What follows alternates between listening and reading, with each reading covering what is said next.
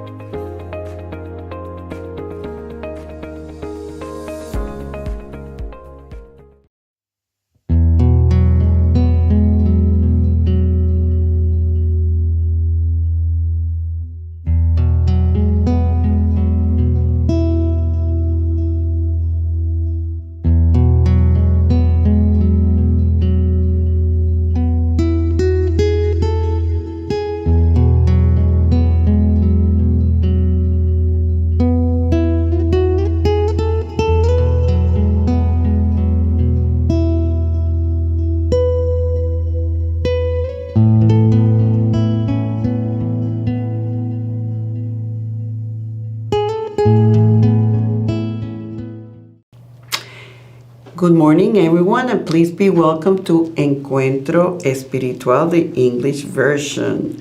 I am RevAna Quintana, and I'm here with partner in crime, no, in healing, Oswaldo Mora and Reverend Julie. Last week, we were here together embarking on a new adventure. As you know, this is Unity Community of Light, Unity Comunidad de Luz. We are a bilingual virtual Unity ministry that serves people all over, mostly in Puerto Rico, North Carolina, Ecuador, and other places throughout the world. And we welcome you. We are grateful you are here. If this is your first time, please know you are more than welcome.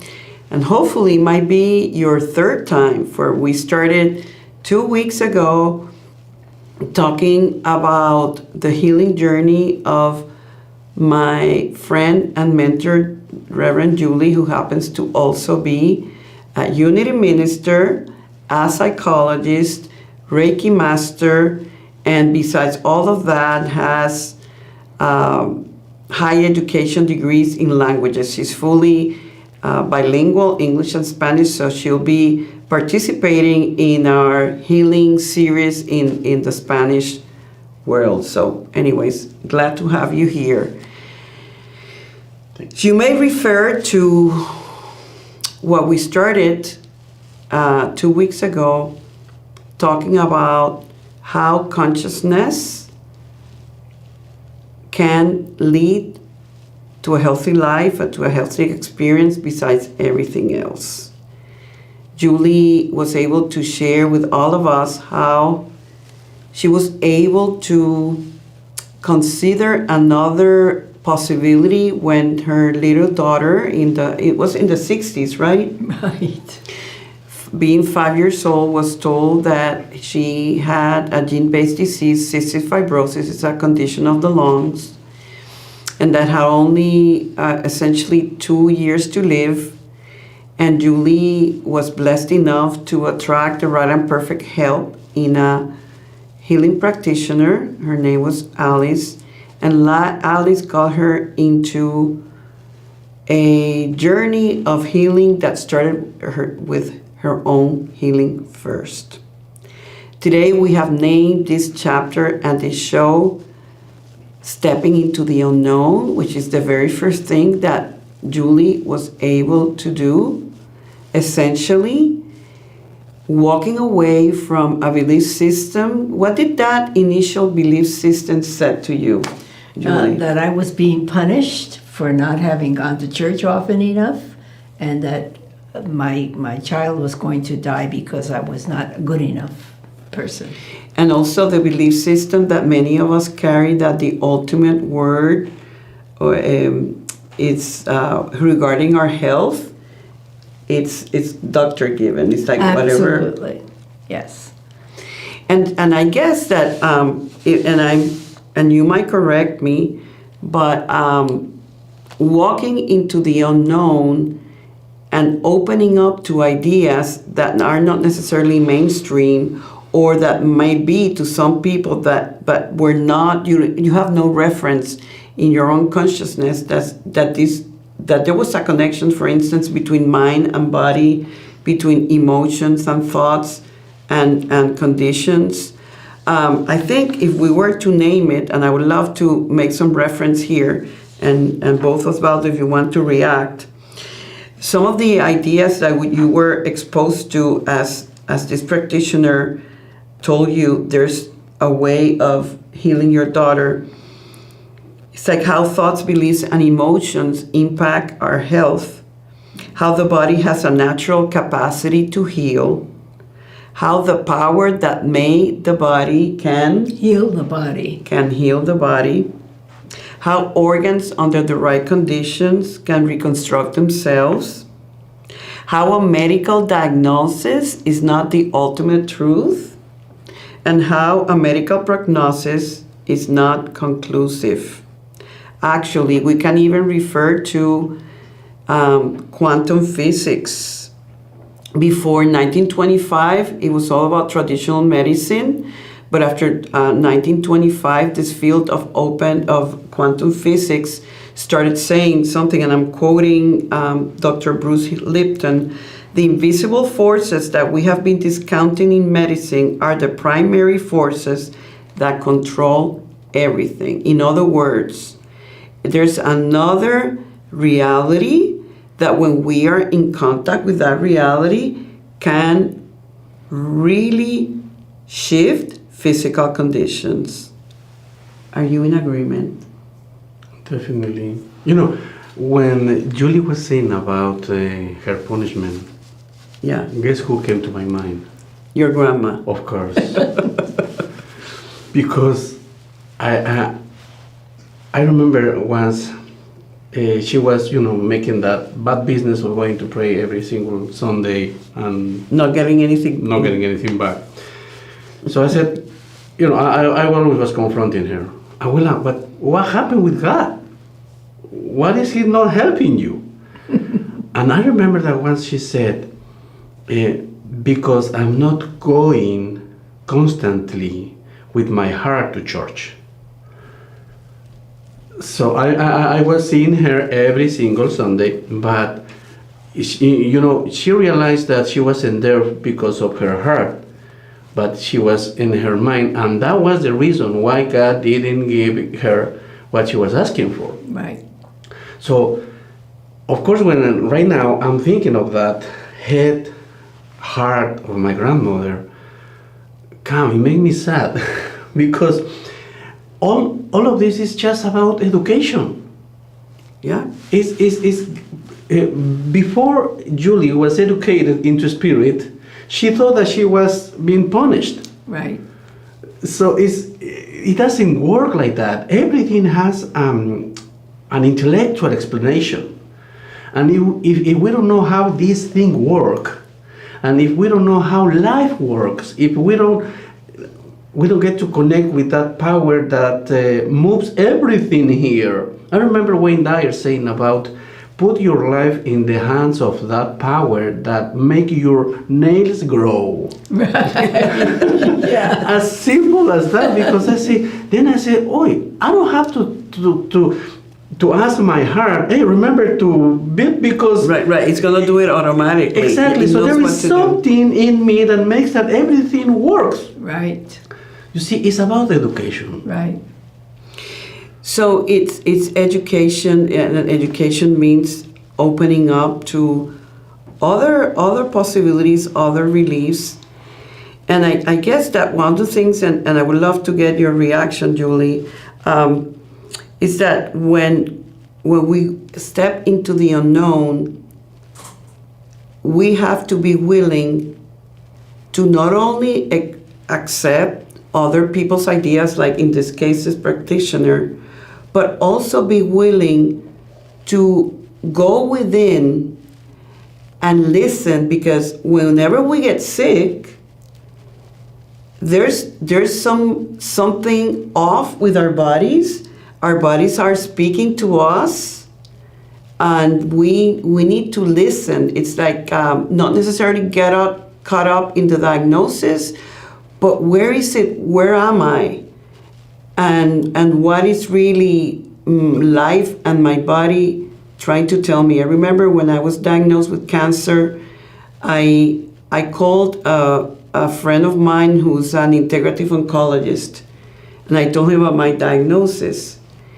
And immediately he said, before I went into further details, he says, "Tell me what is going on in your life."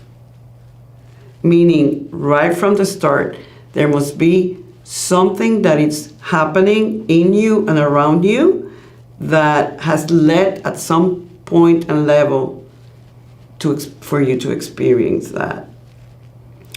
In your case, you were the healer. It was your little girl who had the condition.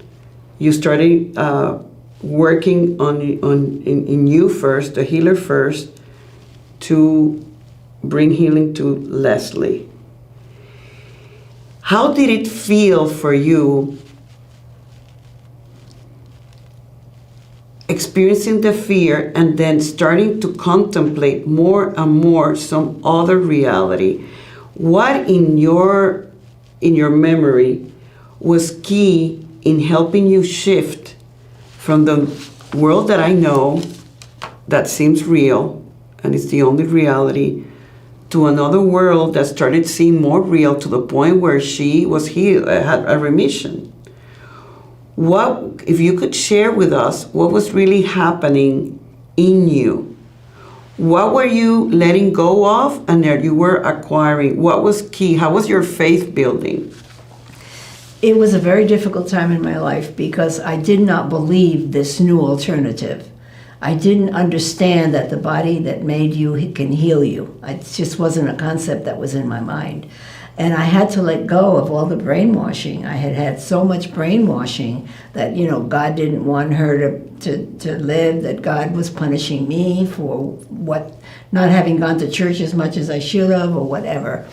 So I had to begin by changing my concept of God. And that was a really first step. God was in me, not up in heaven looking down and with a book writing down my sins and punishing me. So that was the first step, and that took a while because it was so different from everything I had learned. I had been raised in a traditional Christian church that taught me that God punishes, and God is writing down all your sins, and God is aware of your troubles, and whenever something happens, it's because you've been bad.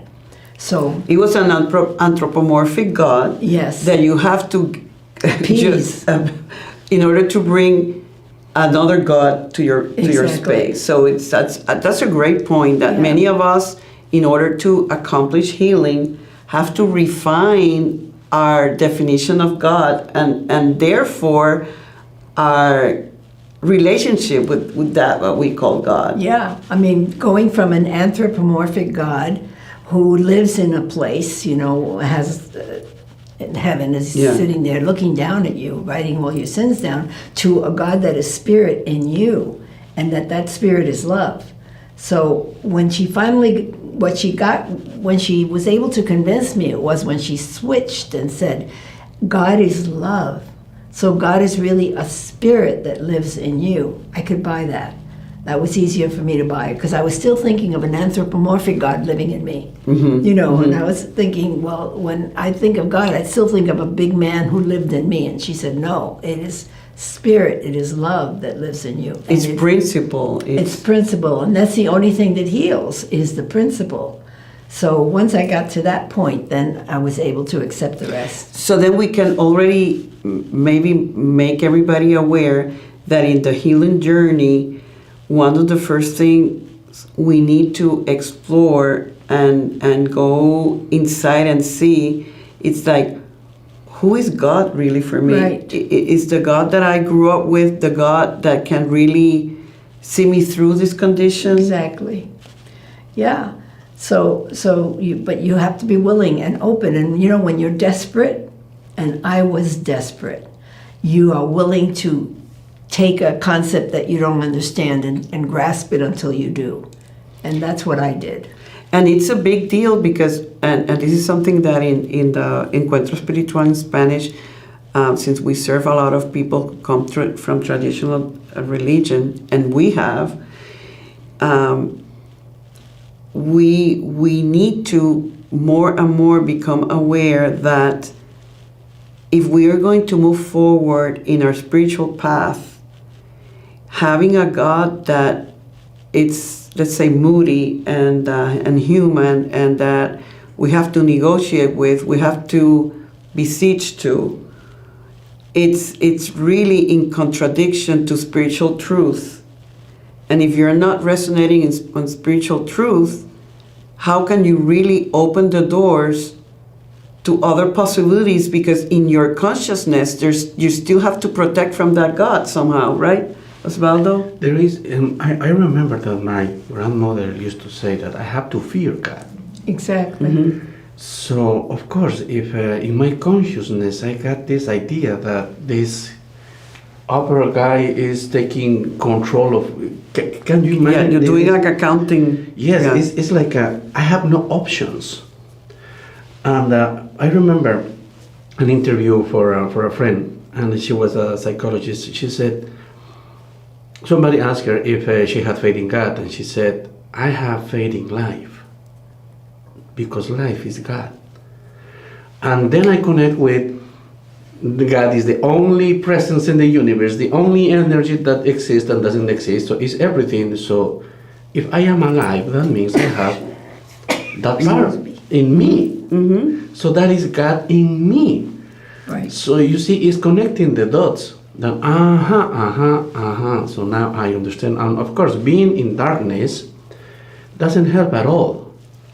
And you know, the connecting the dots, it's something that has to be done by us. Right. No one is going to take us through that. You got the help from this practitioner, was a really important help, but you had to do the work. Yes. And you have to revise your belief system, and you have to see, does it sit really well? And you had the biggest incentive that if you really wanted to help your daughter heal, you had to really push yourself out into a field that now what I thought was true is not necessarily true. And that can be scary. Yes, absolutely. But I had gone for 2 years still believing that I was being punished by God. And what could I do to appease this God that had punished me and given me this child? And I was told, just be better and go to church more and whatever, but nothing was working. So at the point when I met her, I was willing to try anything. And as contrary as this was to my belief, because I really had been indoctrinated very severely as a child and as an adult. Yeah. So I was willing to, let's just check it out and see if it's a possibility for me. But so I was open to and it. because in the bigger picture, you were actually taken higher in consciousness, and when your soul is already ready to go there, everything that needs to be in alignment for you to do that, even if it's through something as difficult and hard like seeing, going through the critical illness of a child, if that's what it takes, let it be so. It was just when you were mentioning about the God's punishment, I was reminded of these words by Jesus from John 9, in which he is, and I want to really actually read it, because I think it really applies to your story. It says, as Jesus passed by, he saw a man which was blind from his birth. And his disciples asked him, saying, Master, who did sin, this man or his parents, that he was born blind? And Jesus answered, Neither has this man sinned, nor his parents, but that the works of God should be made manifest in him. Mm-hmm. And that's what really, in the bigger picture, God's works wanted to be manifested not only in Leslie's life, which she lived a normal life until she was 50, and ahead we will just give the people more details. But this really got you into a path of spiritual leadership to help so many people, including me, that were meant to be helped, but that you could not fulfill your destiny without really going through this experience. Yeah, without that healing, I would never have switched my life to what I really came in to do, which was to serve and to love and to heal. But I would have probably never gotten on that. I'd gotten off the path. Right. And Leslie brought me back, having that child with that disease. And could we say then that besides doing the changing consciousness that can lead to healing, there's a deeper purpose? Exactly. And the deeper purpose, we could say in general, is to bring us closer to spirit and to our dharma, to our life purpose. Right. So what if you today, whatever you might be going through, health-wise, or it could be a depression and you feel trapped there, what if it's not only about being in a space of joy and happiness and freedom, but that actually through this particular circumstance is how you're really going to walk the path that you're meant to walk on. Right. This is powerful stuff. Right. Yeah. You know, it's definitely it is a failure, a very important part, fundamental part in this success goal. Because without failure, how can I create a strength in me? Because if everything is easy, everything is fine. I was born here. I have everything that I want. I don't know why you're crying for. God, it's not like that. Because, and that's the point, that how life works. The world is telling me all the time, look outside. This is what you want, and this is you. And this is why you need to be happy. What you need. Mm-hmm. And forget about you. And you must be connected to the needs of the other people. Right. Forget about you. So, and they tell you the same thing. Forget about you, and you must take care of me. Right. And that's the game. So everybody wants to help everyone. But hey, hold on. Just quit the idea of you have to help anyone and come and help yourself. And that's how I see. You know, I see how I'm doing better things than my father. And I'm seeing how my father did better things than my grandfather. Right. And I see how my kids are doing better things than me. Right. And I'm not trying to help them. Is that let me experience Oswaldo in his 100%. Right. And I don't take anything granted from me. I say, okay, Oswaldo, what is next? Now RevAna wants to do this in English. Let's go, let's do it. We are brave and daring, right? But we just have so much love to share these principles because we know they work. And the thing is that they do work, but we have to be really receptive and open. And what happens is when the crisis comes, this is where we're primed for that. That's why there's a saying from one of my mentors in the island that she would say, man's adversity is God's opportunity. Right. And the Alcoholics Anonymous say, if it works if you work it. It works if you work it. So this is the truth. You can't just read about it and think, well, that's wonderful. You have to get in there and work it. Yeah. And that know that as you go from one level of consciousness to the other, that is going to be like a dark tunnel. Right. And it's not going to feel good. And you're going to be tempted to walk back. Right. And you're going to say, like, this is not, there's a lot of inner conversation pointing you maybe back, or this is not going to work, but the thing is, we're saying in this show today is keep walking in spite of the fear. Right. And know that this is just part of the journey. Right.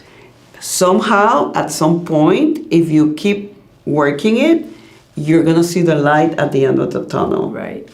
You have to walk through that fear because the fear will want to stop you and want to paralyze you. And it might take time.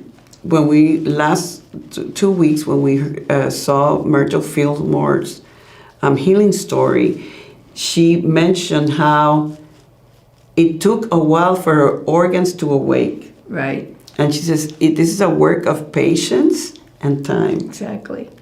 So if it feels that your unknown period or your dark period is extending, don't lose hope.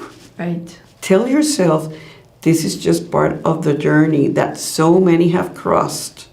And this is why Scripture tells us, for we don't walk by sight, but by faith. Exactly. And this is a journey of faith. And this process took close to 2 years. It didn't happen overnight. It took time to really be dedicated to the healing of this child. And I'm sure that for a long period you were not seeing necessarily concrete results, but that didn't stop you from doing the work. Exactly. Exactly. You did not quit. No, I did not quit because I switched my thinking from remission is probable to a remission is possible. And I held that thought completely. Say that again. Instead of saying remission is probable, I said remission is possible. So you shifted from probability to possibility. Exactly. Which is almost like from hope. We start with hope Right. to build faith, to go into certainty. Right. So what we're saying, it's a process. It's a process, and you have to be willing to have people laugh at you when you say it and still know it and hold the truth, because most of the people said it is not possible and it is not probable, it's nothing, it's not going to happen. So you have to hold that truth no matter what other people say, including your family. Right, and that is why in this type of work, surrounding yourself with people with a higher level of consciousness, it's so vital. Exactly. It's almost like, going back to the analogy of the tunnel. It's like, okay, I can do it by myself with people who are questioning or doubting, and that's gonna really delay me. Whereas I can use people who have been there already and are telling me, keep going, keep going, keep going, and they might pull a flashlight. Right. And you might say, okay, I'm starting to see some light. Exactly. The point here is that I remember when I started in this shamanic path and everything else, metaphysics, unity, family. What Your is family this? was like... Yeah, are you crazy? This is Oswaldo, of course. He's always looking for something that he didn't Exactly. lose, and there you are. So I didn't pay attention to that, and then You I were guided. realized that. Remember that in the retreat we said that we are here family, talking about Yeah. the fear of abandonment. So that's what I experienced. Okay, I'm not alone because there is another cuckoo people like me thinking Right. that there is possible. Yeah. And that's for me, that's the first step. It's not that you want to disconnect from your family, but just don't pay attention, because eventually they will see you. Eventually, but once they see me, is when, wow, I'm far away from where they are, because they are still thinking that God is in heaven. Mm-hmm. You see, and I'm always saying, hello, please update your version of God, because that version that God is in heaven and somebody is down there, that's not good anymore. Right. You see, we need to update that. That no longer works. That no longer works. So it's really a journey of faith and courage. And I believe that if we're here sitting today, is that at some level, all of us have gone through that journey. And what we're saying is that come on board. Come on board and say, go within and say, if I really want to experience another way of life, I want to feel the allness of God in my body, in my relationships, in my finances, and all of that. It is possible, and that is our message, the core message of the unity philosophy and this series. So take time this week to contemplate all of this. If you need to watch this again, please do. And then join us next week, in which we're going to do the affirmative work and the meditation to really take all of this information deeper at our soul level, where the transformation occurs. Thank you for tuning in, and we love you and we bless you. Namaste. Namaste. Namaste.